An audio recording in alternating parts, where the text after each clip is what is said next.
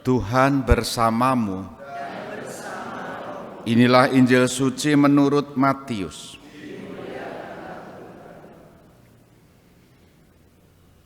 Sekali peristiwa, datanglah murid-murid dan bertanya kepada Yesus, "Siapakah yang terbesar dalam kerajaan surga?"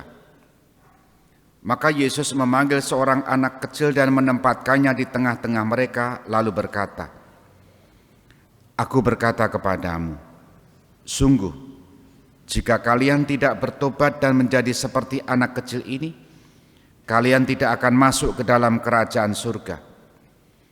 Sedangkan barang siapa merendahkan diri dan menjadi seperti anak kecil ini, dialah yang terbesar dalam kerajaan surga. Sedangkan barang siapa menyambut seorang anak kecil seperti ini dalam namaku, ia menyambut aku. Ingatlah, jangan menganggap rendah seorang pun dari anak-anak kecil ini. Karena aku berkata kepadamu, malaikat-malaikat mereka di surga selalu memandang wajah Bapakku yang di surga." Lalu Yesus bersabda lagi, "Bagaimana pendapatmu? Jika seorang mempunyai 100 ekor domba dan seekor di antaranya sesat, tidakkah ia akan meninggalkan yang 99 ekor di pegunungan, lalu pergi mencari yang sesat itu? Dan aku berkata kepadamu, sungguh, jika ia berhasil menemukannya, lebih besarlah kegembiraannya atas seekor itu daripada atas yang ke-99 ekor yang tidak sesat. Demikian pula Bapamu yang di surga tidak menghendaki seorang pun dari anak-anak ini hilang."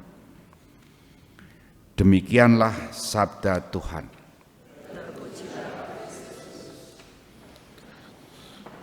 Saudari-saudara, selamat pagi berkah dalam. Penggambaran tentang kerajaan surga diumpamakan seperti anak kecil, supaya orang-orang diajak untuk bertobat, dan kita tahu dalam diri anak kecil yang khas di dalam dirinya adalah keterbukaan, kepasrahan, dan kepercayaan seputar itu. Nah, apa yang mau diwartakan di sini mengajak kita semua sekurang-kurangnya saya merenungkan dalam hidup bersama.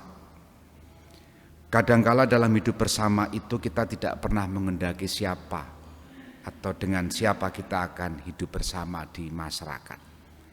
Dan dalam rentang sejarah seringkali kita juga menemukan kita hidup bersama tanpa pernah kita maui sebelumnya, tiba-tiba muncul. Nah, Injil hari ini menginspirasi bagi kita semua bagaimana membangun hidup bersama tentang kerajaan surga. Kerajaan surga sekali lagi tidak selalu atau tidak mesti dibayangkan tempat atau papan atau sesuatu yang kelak di kemudian hari setelah meninggal, bukan. Kerajaan surga itu ya hidup kita sehari-hari. Apa konkretnya? Kalau kita memiliki keterbukaan dalam diri kita, kepercayaan, ketulusan dalam hidup bersama dengan orang lain, dan itu dimulai dari keluarga, disitulah kerajaan surga juga tumbuh.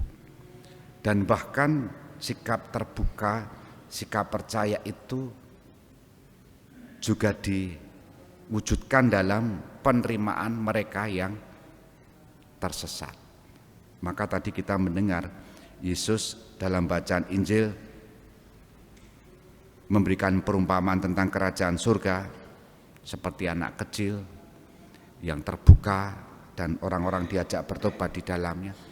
Lalu kita juga tiba-tiba diberi perumpamaan tentang anak domba yang hilang. Dari yang 100 hilang 1 dan ditemukan 1, semua bahagia. Maka dalam kebersamaan kita, entah di keluarga, entah di lingkungan, kita gembira juga bagi bagian dari keluarga kita, komunitas kita, siapapun itu yang kembali. Tapi ironisnya adalah ketika ada orang yang kembali dalam gereja kita, komunitas kita, hal yang seringkali muncul kita katakan adalah dengaren, itu kan, tumben. Lalu kalau kata-kata itu muncul, kita tidak memiliki keterbukaan seperti anak kecil terhadap kerajaan surga. Kerajaan surga itu bukan sesuatu yang jauh tapi dekat. Salah satu penandanya adalah kita memiliki keterbukaan, kepercayaan bagi mereka yang akan kembali. Allah Bapa saja bergembira, apalagi gereja kita juga gembira karena mereka kembali dalam kelompok komunitas persaudaraan kita. Kita hening sejenak.